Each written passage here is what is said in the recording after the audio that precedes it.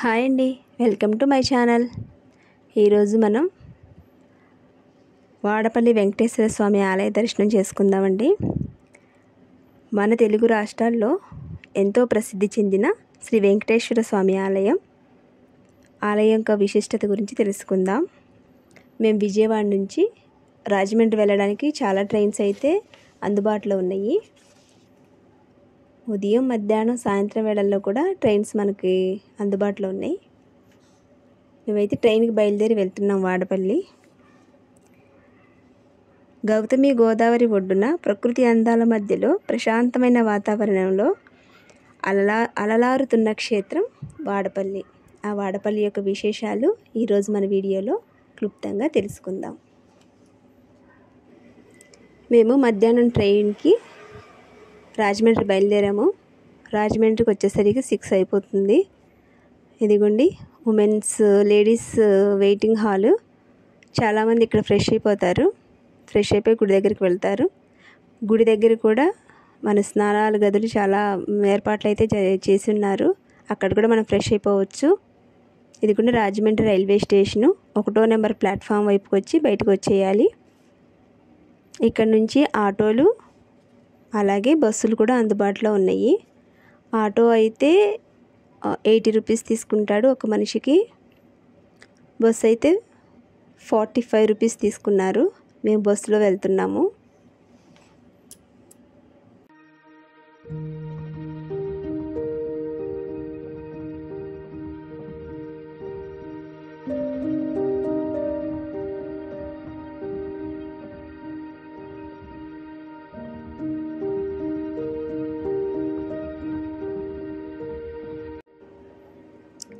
ఏడు శనివారాల వెంకన్న దేవుడిగా ప్రసిద్ధి చెందిన స్వామి వాడపల్లి ఏడుకొండలవాడు.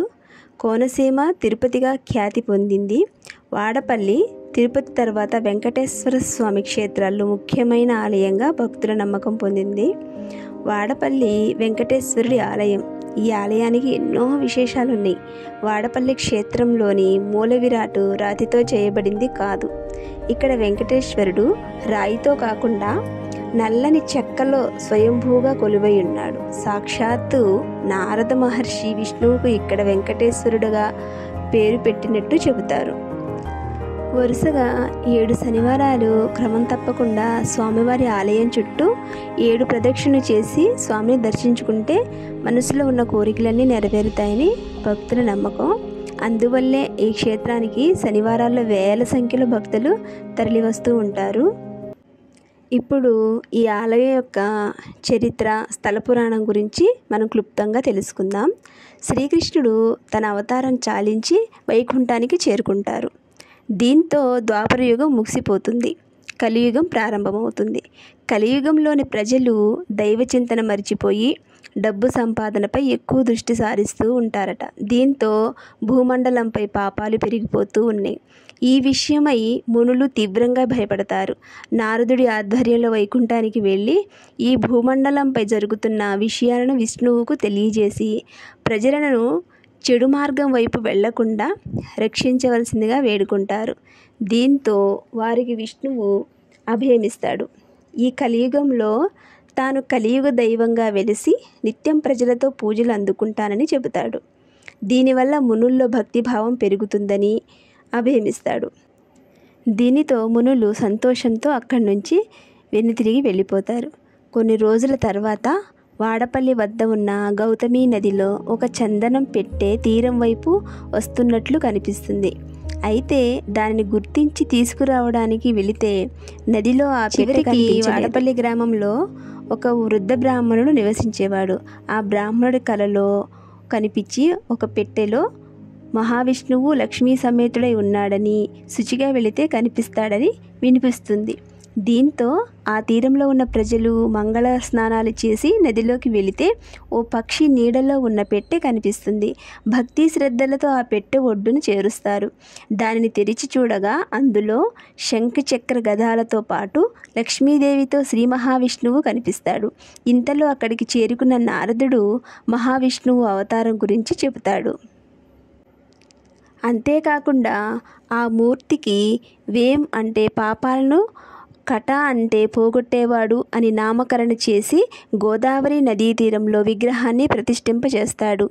అలా అక్కడ కొలువైన స్వామికి వెంకటేశ్వర స్వామిగా పేరు వచ్చింది. స్థానికులు ఆలయాన్ని చిన్నగా నిర్మించారు. అయితే క్రమంలో ఈ దేవాలయం నదిలో మునిగిపోతుంది. ఇది ఇలా ఉండగా ఈ ప్రాంతంలో పెనుపోతుల గజేంద్రుడు అనే క్షత్రియుడు ఉండేవాడు. అతడు చాలా ఓడలకు అధిపతి.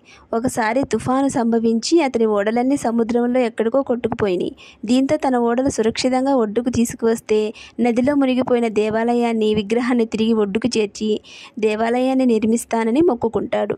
తుఫాను వెలిశాక ఓడలు భద్రంగా ఒడ్డుకు చేరాయి. దీంతో గజేంద్రుడు వాడపల్లిలో ప్రస్తుతం ఉన్న ఆలయాన్ని కట్టించాడని స్థానిక శాసనాలు చెబుతున్నాయి. వాడపల్లి శ్రీ వెంకటేశ్వర స్వామి నిలువెత్తు రూపం చూడగానే ఆకట్టుకుని తిరుమలేశాన్ని దర్శించిన అనుభూతి కలుగుతుంది. భారతదేశంలో అశేష భక్తజనం సందర్శించే ఆరాధ్య దేవాలయాల్లో వాడపల్లి ఒకటి. ప్రతి ఏటా చైత్ర శుద్ధ ఏకాదశి నాడు శ్రీ స్వామివారిని తీర్థ కళ్యాణోత్సవం వైభవంగా జరుగుతాయి. వాటిలో భాగంగా జరిగే రథోత్సవం గ్రామంలో అంగరంగ వైభవంగా జరుగుతుంది. ఈ ఉత్సవాలు చూడడానికి ఉభయ తెలుగు రాష్ట్రాల నుండి భక్తులు తరలివస్తారు. మా దర్శనం అయితే అయిపోయిందండి. మేము ఇంక తిరిగి ఇంటికైతే బయలుదేరాము. ఇదేనండి ఇవాల్టి వీడియో. మరో మంచి పుణ్యక్షేత్రంతో మళ్ళీ కలుసుకుందాం. అంతవరకు సెలవు. నమస్కారం.